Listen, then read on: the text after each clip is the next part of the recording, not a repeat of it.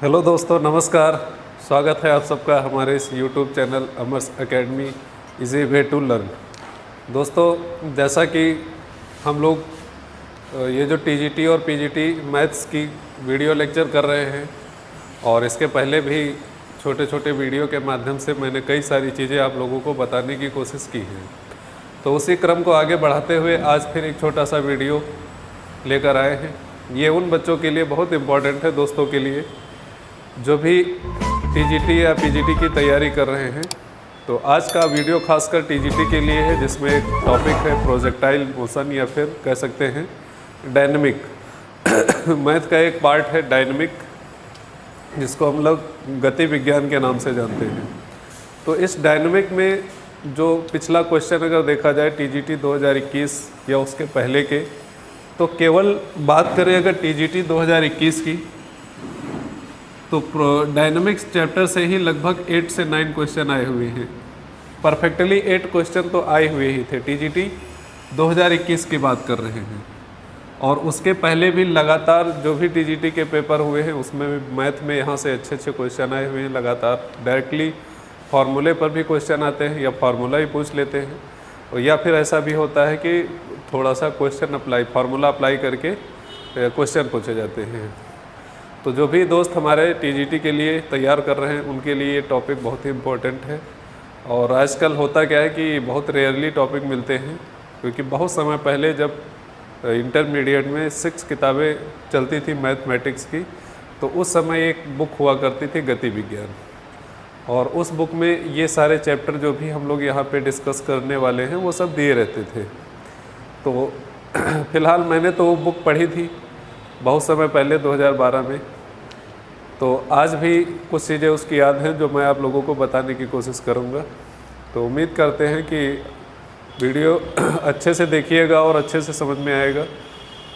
जो भी क्वेश्चन आए हुए हैं 2021 के, ये भी हम साथ में एज एग्जाम्पल लेके चलेंगे कि जो भी हम टॉपिक जो भी थ्योरम या फार्मूला का डिस्कशन करेंगे उसके साथ में ही उस पर रिलेटेड जो क्वेश्चन आया हुआ है पेपर में उसको भी डिस्कस करते चलेंगे साथ में। तो जो भी 1, 2, 3 वीडियो लगेगा तो इसमें के ये पूरे टॉपिक हम लोग कंप्लीट करेंगे, और उसके बाद कुछ क्वेश्चन प्रैक्टिस करेंगे जो भी प्रीवियस ईयर आए हुए हैं टीजीटी के, पीजीटी के या डीएसएसबी एग्ज़ाम के, कोई भी टीचिंग एग्ज़ाम हो जिसमें मैथ आती है, तो वहाँ से हम लोग क्वेश्चन उठाएँगे और अच्छे से सॉल्व करेंगे सारे के सारे क्वेश्चन। और भी इसके अलावा कई सारी चीज़ें हैं जो हम आप लोगों को सिखाने वाले हैं, छोटे छोटे वीडियो के माध्यम से आप लोगों के सामने लेके आएंगे। अगर आप लोगों ने उसको सराहा, प्यार दिया, लाइक किया, जितना ज़्यादा आप लोगों का सपोर्ट अच्छा रहेगा उतना ही ज़्यादा अच्छे से हम लोग काम कर पाएंगे। तो ये जो हमारा गति विज्ञान का टॉपिक है, इसमें हमें 3 टॉपिक पढ़ने हैं।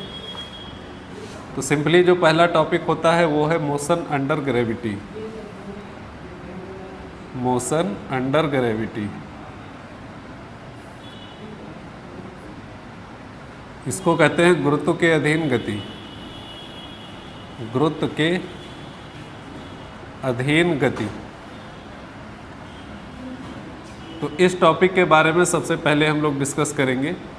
ठीक है, सरल रेखा में गति के अंतर्गत आता है, या प्लेनर मोशन के अंतर्गत ये सब आता है कि एक प्लेन में गति।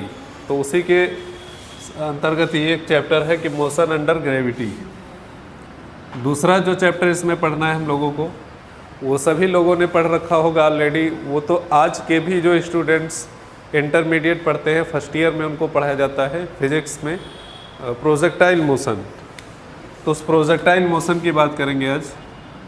इसके बाद दूसरा जो टॉपिक रहेगा प्रोजेक्टाइल मोशन। ये सभी दोस्त पढ़ के आए हुए होंगे, कक्षा 11 की किताब में पढ़ाया जाता है। यूपी बोर्ड या सीबीएसई बोर्ड हर जगह मिलता है।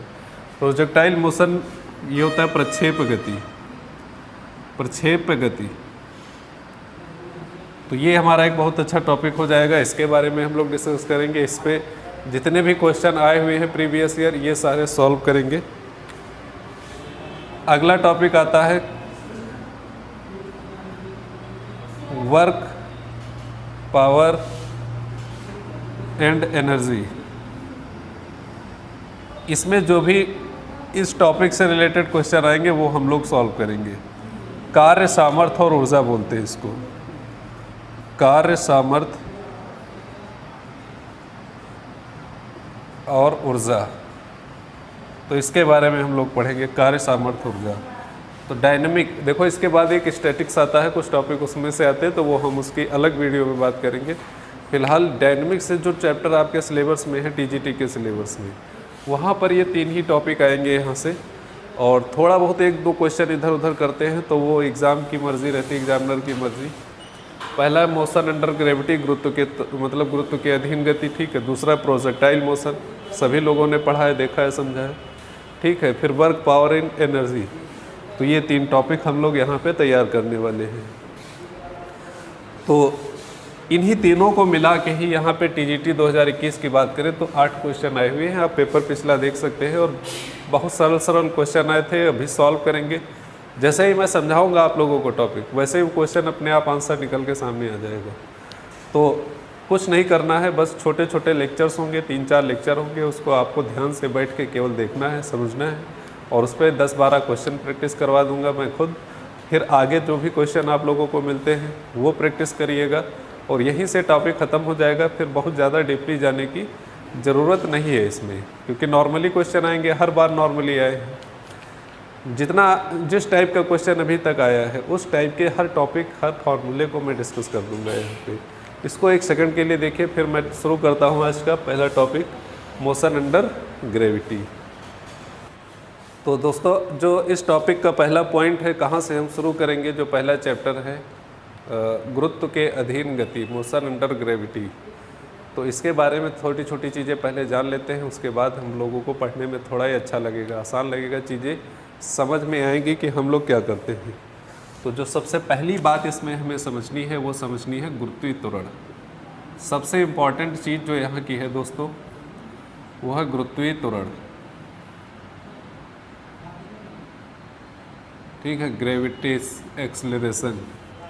तो गुरुत्वीय त्वरण के बारे में, गुरुत्वीय त्वरण क्या होता है, तो गुरुत्वीय त्वरण दोस्तों क्या होता है कि जैसे ही हम कोई बॉडी, कोई पिंड ऊपर से डालते हैं, तो कोई पिंड, कोई भी बॉडी अगर हम कहीं ऊंचाई से ऐसे टपका देते हैं, छोड़ देते हैं, तो जैसे जैसे वो नीचे आती जाती है, जैसे जैसे नीचे आ जाती है, वैसे क्या होता है, उसकी वेलोसिटी या वेग लगातार बढ़ता रहता है। जैसे जैसे नीचे आती रहेगी वैसे वैसे उसकी वेलोसिटी बढ़ती रहेगी, और जैसे ही टकराएगी ज़मीन से उस समय मैक्सिमम वेलोसिटी पे होगा वो।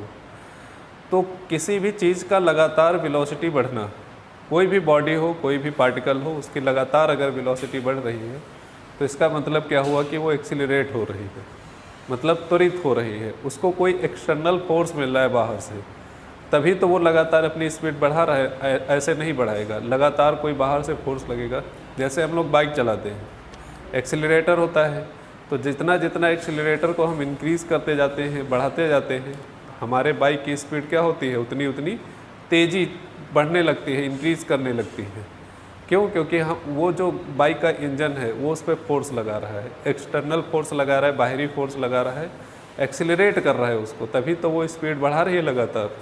इसी तरह से जब भी कोई चीज़ को हम ऊपर से टपका देते हैं नीचे, यहाँ से मान लो किसी चीज़ को हमने टपका दिया नीचे की ओर, तो जैसे जैसे नीचे आती जाती है, जैसे जैसे नीचे आती जाएगी वैसे वैसे इसकी स्पीड क्या होगी, इंक्रीज़ करती जाती है, स्पीड इंक्रीज़ करती जाएगी। क्यों स्पीड इंक्रीज़ कर रही है? इसका मतलब कोई ना कोई एक्सटर्नल फोर्स इस पर लगा होगा। एक्सटर्नल फोर्स का मतलब बाहरी बल कोई लग रहा होगा, बाहरी बल।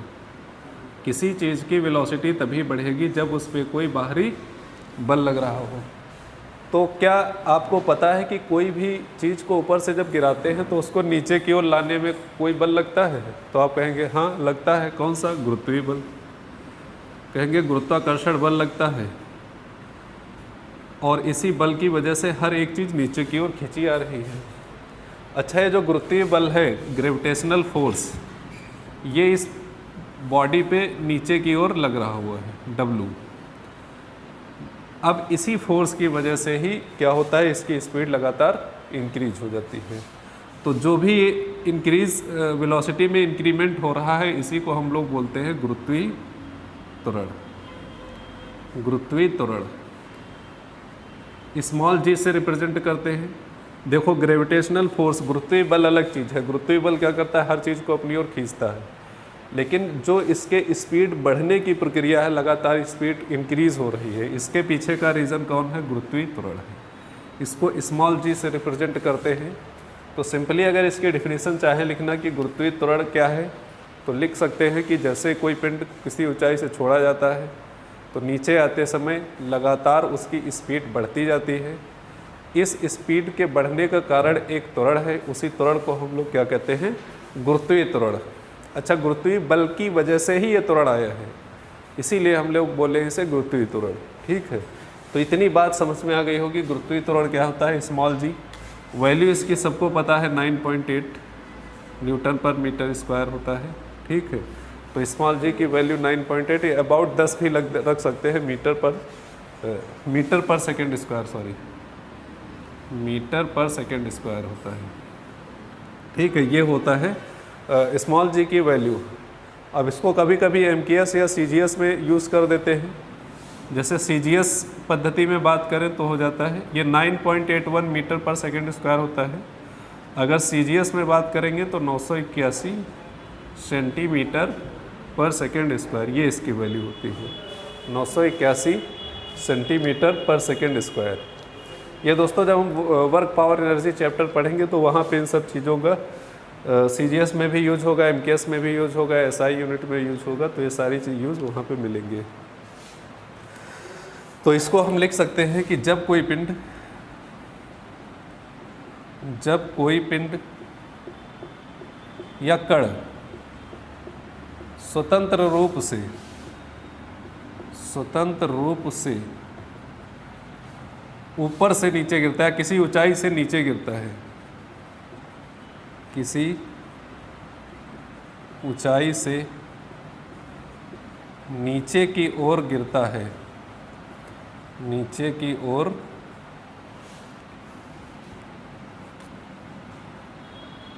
गिरता है, तो उसका वेग लगातार बढ़ता रहता है, लगातार बढ़ता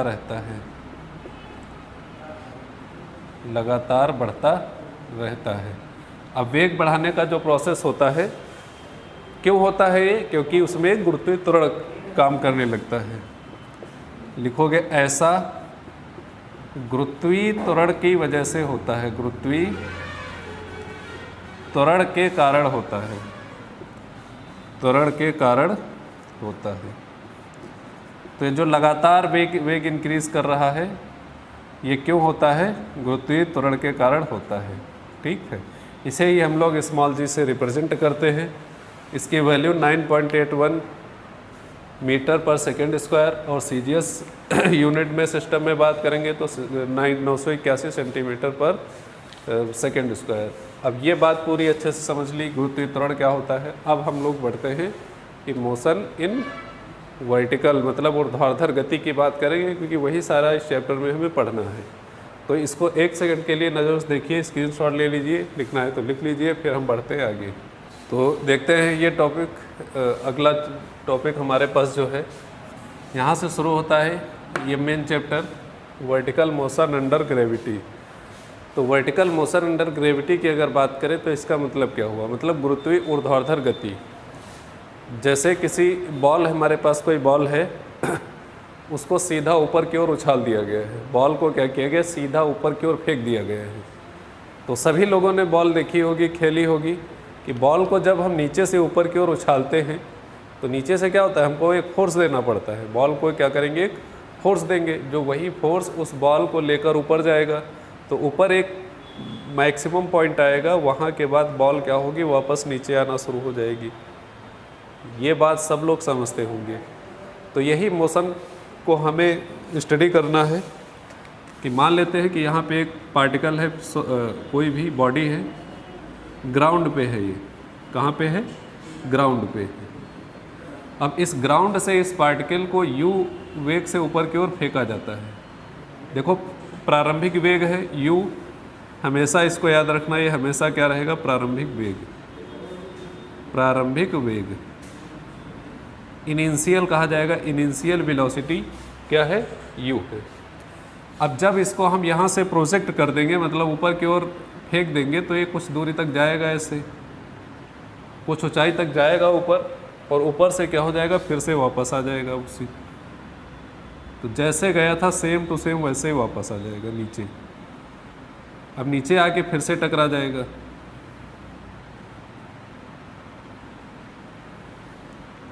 तो ये नीचे आ गया। सिमिलर जैसे ऊपर गया था उसी तरह सेम टू सेम नीचे के आके उसी ग्राउंड पे टकरा जाएगा। तो ये इसकी फाइनल पोजीशन है, ये इसकी इनिशियल पोजीशन है। इनिशियल और फाइनल पोजीशन सेम है, जहाँ से उठा था वहीं से वापस आ गया। अच्छा एक बात बताओ कि जब ये ऊपर की ओर जा रहा था तो जी जो था वो कैसे लगा नीचे की ओर, स्मॉल जी, ये हमेशा जो गुरुत्वीय त्वरण है इसकी डायरेक्शन हमेशा नीचे की ओर ही रहेगी। ऊपर गया, यहाँ पे जो इसका फाइनल वेलोसिटी थी वो क्या हो जाएगी, 0। v कितना हो जाएगा, 0, क्योंकि ऊपर जाके कुछ सेकंड के लिए, नैनो सेकंड के लिए बॉल रुकेगी, उसके बाद फिर नीचे आना शुरू होगी। तो यहाँ से जब नीचे आ रहा है तब देखो g जो होगा वो भी फिर से नीचे की ओर ही होगा। तो स्मॉल जी की डायरेक्शन क्या है, पृथ्वी का गुरुत्वीय त्वरण, इसकी डायरेक्शन हमेशा सेम रहती है, डायरेक्शन कभी नहीं बदलेगी, ये बात ध्यान रखिएगा। इसकी डायरेक्शन हमेशा ग्राउंड की टुवर्ड रहेगी। अब यहाँ पे क्या होता है कि अब जी में कोई चेंजेस नहीं आ रहा है, तो हम सिंपली कह सकते हैं कि एक्सेलरेशन क्या है दोस्तों, यहाँ पे कांस्टेंट है। एक्सेलरेशन क्या है, कांस्टेंट रहेगा। इसका जो त्वरण है वो क्या है, कांस्टेंट रहेगा। अब कांस्टेंट एक्सेलरेशन अगर है तो हम सिंपली न्यूटन जो गति के नियम है तीनों नियम लगा सकते हैं। अगर एक्सेलरेशन कांस्टेंट रहता है तो गति के तीनों नियम हम लोग लगा सकते हैं। ये बात ध्यान से रखिएगा, हो सकता है डायरेक्टली पेपर में कहीं पूछ ले कि जो न्यूटन के 3 लॉ हैं वो कब लगाए जाते हैं। तो जो भी कोई मोशन हो रहा है वो अगर कांस्टेंट एक्सेलरेशन का हो रहा है तब तो जो मोशन के 3 लॉस हैं उनका यूज़ किया जाता है, ऐसे यूज़ नहीं कर सकते। अगर वेरिएबल एक्सेलरेशन है तो कांस्टेंट एक्सेलरेशन में काम होता है। अच्छा ये बात पता चल गई, एक्सेलरेशन क्या है, कांस्टेंट है। ये बात ध्यान रखिएगा कि एक्सेलरेशन कैसा है, कांस्टेंट रहेगा। अब यहाँ पे हमसे पूछा क्या क्या जाता है, ये बात देख लेते हैं। अगली बात क्या देखना है कि हमसे क्या क्या पूछ सकते हैं यहाँ पे, तो ध्यान से देखना क्या क्या पूछ सकते हैं। सबसे पहले तो देखेंगे इसकी हाइट पूछी जा सकती है कि मैक्सिमम हाइट, ये कैपिटल H से रिप्रेजेंट करते हैं हम लोग। मैक्सिमम हाइट किससे रिप्रेजेंट करेंगे, कैपिटल H से।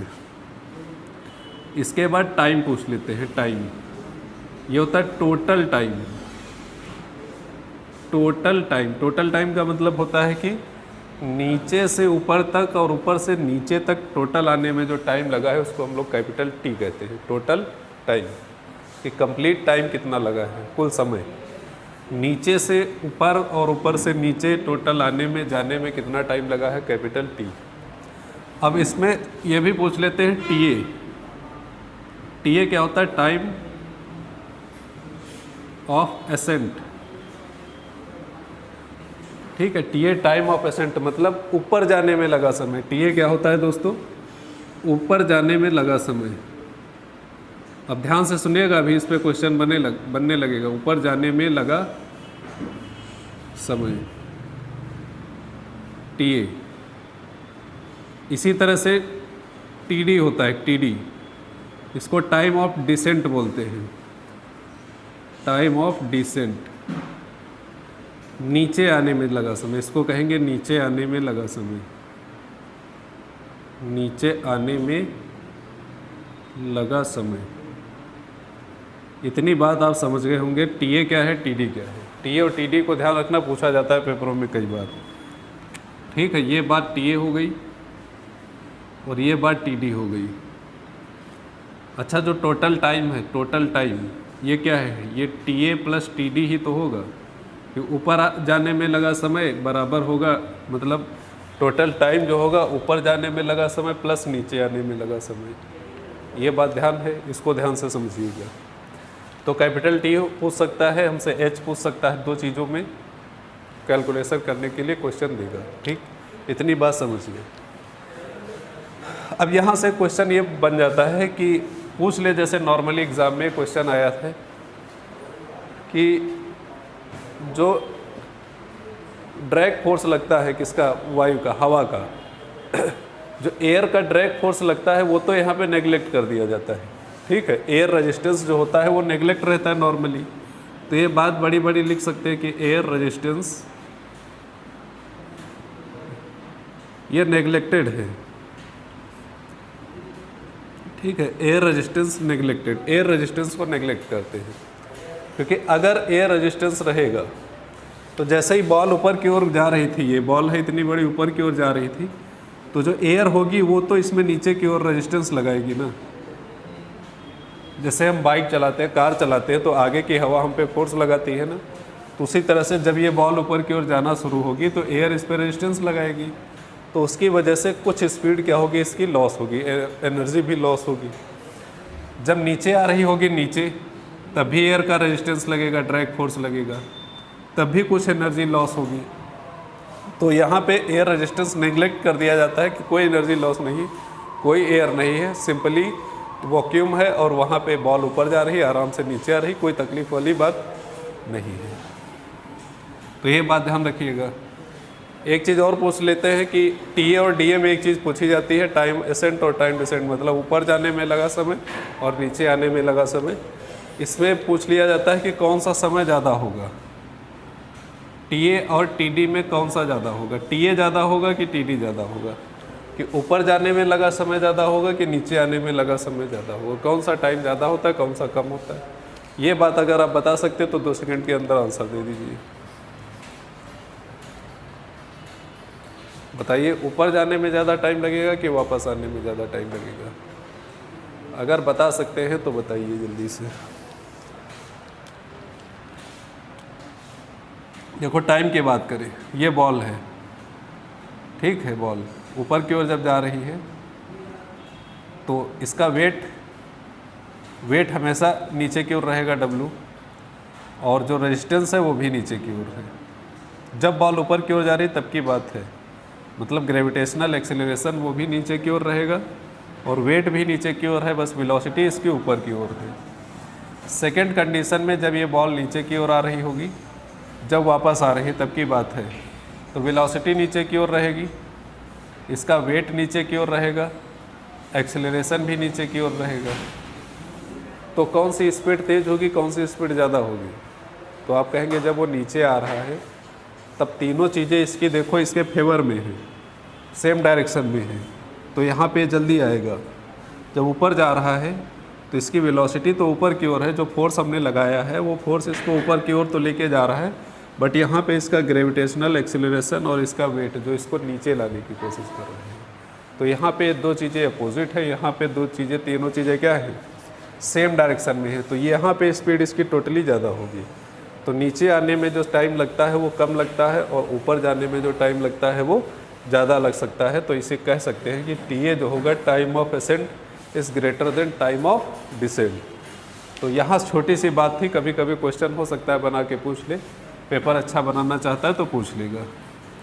तो इतनी बात समझ गई। अब हम लोग फटाफट देख लेते हैं कि टीए कैसे निकालेंगे, टी कैसे निकालेंगे, टीए कैसे निकालेंगे और हाइट एच कैसे निकालेंगे। तो टी की बात करें, total time,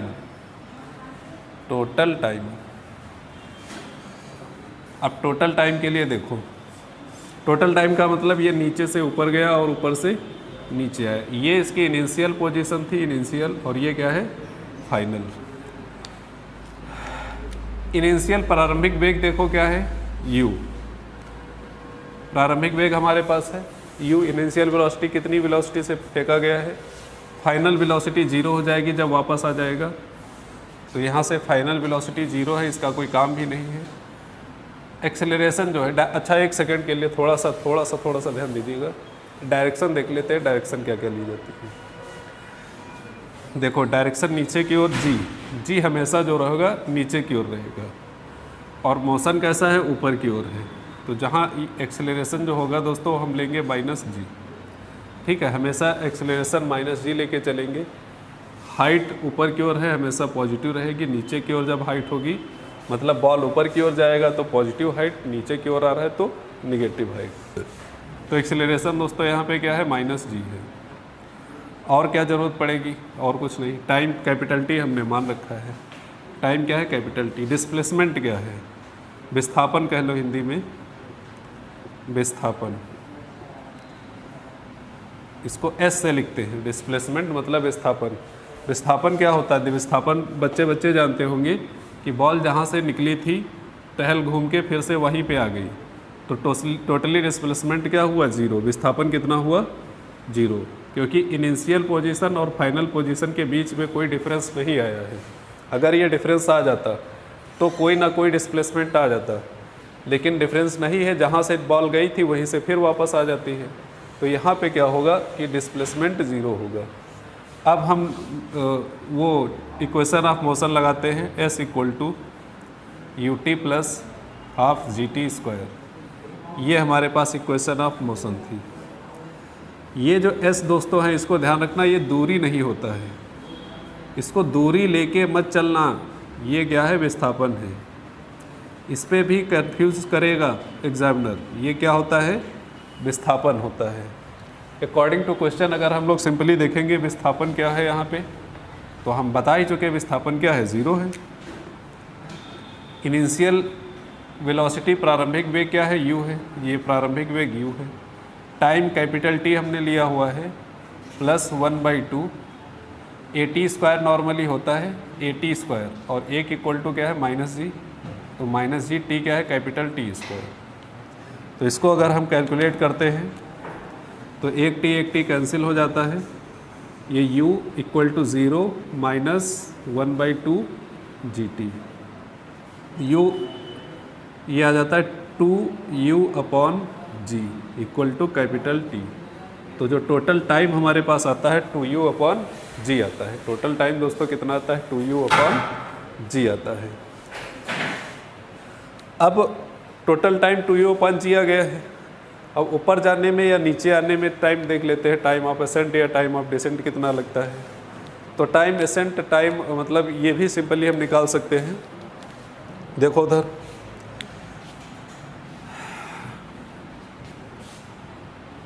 time of accent, अच्छा ये बात समझ में आ गई होगी। टाइम ऑफ एसेंट की बात करें, 1 सेकंड के लिए इसको आप देख लीजिए, थोड़ा सा जगह बना के तब टाइम ऑफ एसेंट बता रहे हैं आपको, ठीक है। टाइम ऑफ एसेंट बस जस्ट इसको देखिए, थोड़ा नोट करिए, फिर आगे बस बता रहा हूँ। बस 2 सेकंड 10 सेकंड का टाइम है आपके पास, स्क्रीनशॉट ले लीजिए, फिर आगे देखते हैं। ये बात ध्यान रखना, T = 2u/g, T = 2u/g, याद रखना। टोटल टाइम क्या लगेगा, T = 2u/g। 2u/g फार्मूले याद रखना बहुत ज़रूरी है। फार्मूले याद रखना क्या है, बहुत ही ज़रूरी है यहाँ पे। अगर फार्मूले नहीं याद रख पाते हो तो क्वेश्चन करना बहुत मुश्किल हो जाएगा। T = क्या आ गया है, 2u/g। अब टाइम ऑफ एसेंट देखते हैं, TA, ऊपर जाने में लगा समय, ऊपर जाने में लगा समय, इसी को लोग TA कहते हैं। प्रूफ करके दिखा रहे हैं, डायरेक्टली बता देते तो थोड़ा कंफ्यूज होते। ऊपर जाने में लगा समय, तो हमारे पास कितना मोशन है, यहाँ से यहाँ तक है, ठीक है। ये हमारे पास इनिशियल है, प्रारंभिक है, ये क्या है, फाइनल है। प्रारंभ में इसको फेंका गया ऊपर, इसकी वेलोसिटी या स्पीड क्या है, u है। इनिशियल वेलोसिटी, इनिशियल वेग, प्रारंभिक वेग हमेशा u रहेगा। बताया था कि जब अपनी मैक्सिमम पोजीशन पे पहुंचेगा तो इसकी जो वेलोसिटी होगी 0 हो जाएगी। तो जो फाइनल वेलोसिटी है ये क्या है, 0 है। अच्छा, g अब भी नीचे की ओर लग रहा है। हाइट कितनी है, कैपिटल H है, सबको पता है, ठीक है। बाकी हाइट से लेना देना नहीं है, हमें यहाँ पे फाइंड आउट करना है TA। जो टोटल टाइम लग रहा है नीचे से ऊपर जाने में, कितना लग रहा है, ये TA लग रहा है। अच्छा, TA की देखो, TA की बात सुनो पहले। हमें TA फाइंड आउट करना है टाइम। U दिया है, V 0 है, A = -g। तो V = U + AT, ये फार्मूला यूज कर सकते हैं। V फाइनल वेलोसिटी है, क्या है दोस्तों, 0 है। U इनिशियल है तो U रखते हैं, प्लस A क्या है, -g है, और T क्या है, TA है। यहाँ से अगर कैलकुलेट कर लेंगे तो u upon g equal to क्या आ जाएगा TA। तो टाइम ऑफ एसेंट मतलब ऊपर जाने में जो टाइम लगा है कितना आया है u अपॉन जी। ऊपर जाने में लगा समय क्या आया है u अपॉन जी। अच्छा अगर हम डायरेक्टली बात करें TD की TD तो TD कितना होगा, TD सेम आएगा। जब भी ये ऊपर से नीचे की ओर लगा दोगे तब भी TD क्या आ जाएगा u अपॉन जी। TA और TD सेम चीज़ें हैं। जितना टाइम ऊपर जाने में, देखो एयर रेजिस्टेंस नेगलेक्ट किया गया था, उसी वजह से काम होता है। जितना टाइम ऊपर जाने में लगा है उतना टाइम नीचे जाने में लगेगा। तो अगर हम बात करते हैं टोटल टाइम की, तो टोटल टाइम अभी थोड़ी देर पहले बताया था TA प्लस TD होता है। तो TA है u अपॉन जी प्लस TD है u अपॉन जी। अगर पूरा ऐड करते हैं तो ये हो जाता है 2u अपॉन जी। देखो यही हमने पहले भी निकाला था, वहाँ से भी हमने निकाला था कि टोटल टाइम क्या लगता है 2u अपॉन जी। यहाँ से भी आ जाता है 2u अपॉन जी, मतलब u अपॉन जी ऊपर जाने में लगा समय, u अपॉन जी नीचे आने में लगा समय। टोटल समय दोनों को ऐड कर दिया, उससे भी आ गया और डायरेक्टली भी आ गया। अब बचता है हमारे पास हाइट कैसे फाइंड आउट करते हैं। यहाँ से इसको मिटाते हैं।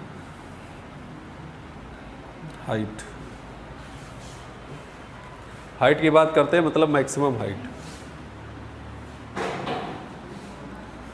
HEIGHT height, capital H। Height के लिए कोई भी एक उठा लेते हैं, नीचे से ऊपर या ऊपर से नीचे। तो अगर H निकालना है, एक तरफ का मोशन ले लेते हैं, मैक्सिमम हाइट चाहिए। तो प्रारंभिक वेग क्या है u, अंतिम वेग क्या है v क्या है दोस्तों 0 है, a क्या है वही फिर से माइनस जी, और t की ज़रूरत पड़ेगी तो t ले लेंगे, बाकी t हमारे पास तो पता ही है 2u अपॉन जी होता है। फॉर्मूला पड़ा होगा v square equal to u square plus 2as, ठीक, ये फार्मूला पढ़ा है हम लोगों ने। गति का समीकरण होता है v square equal to u square plus 2as। देखो फाइनल वेलोसिटी क्या है v इक्वल टू क्या है दोस्तों 0 है। इनिशियल वेलोसिटी क्या है u equal to u square रखेंगे, प्लस 2a क्या है माइनस g है, s क्या है मैक्सिमम हाइट कैपिटल H है। तो कैपिटल H हमें फाइंड आउट करना तो हो जाएगा u square minus 2g h equal to 0। तो यहाँ से h की वैल्यू क्या आ जाएगी, तो u square upon 2g equal to h। तो ये बात हमारे सामने आ गई कि जो मैक्सिमम हाइट होगी हमारे पास u square upon 2g, u square upon 2g। अब तीनों फार्मूले ध्यान से याद रखना है कि जो टोटल टाइम होता है क्या होता है 2u अपॉन जी, टोटल हाइट होती है u square upon 2g।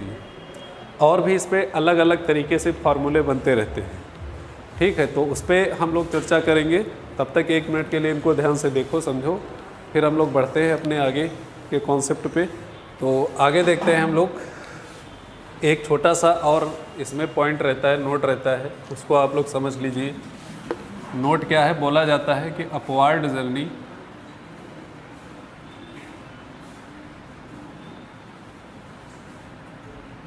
Identical to downward journey. इसका मतलब क्या होता है कि जो ऊर्ध्वाधर गति होती है, ऊर्ध्वाधर गति मतलब ऊपर जाते समय जो भी इसके द्वारा गति की जाती है, या कह सकते हो ऊपर जाते समय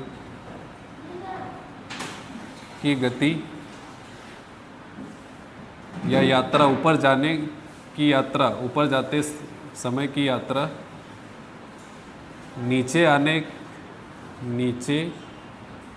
आने की यात्रा के समान होती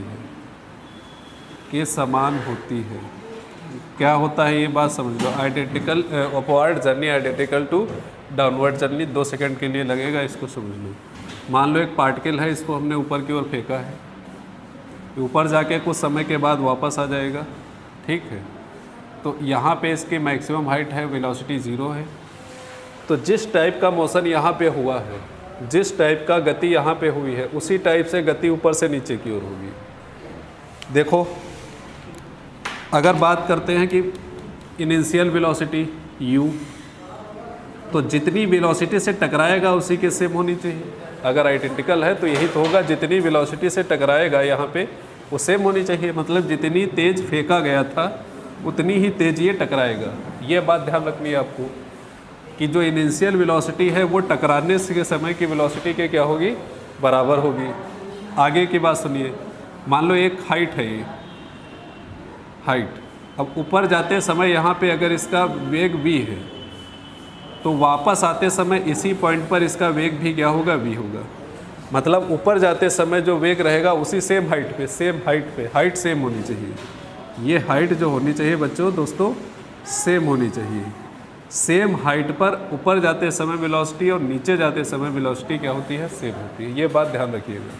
चाहे यहाँ पर ले लो कि ऊपर जाते समय जो वेलोसिटी यहाँ पे होगी वही यहाँ पे होगी नीचे आते समय, सेम हाइट पे।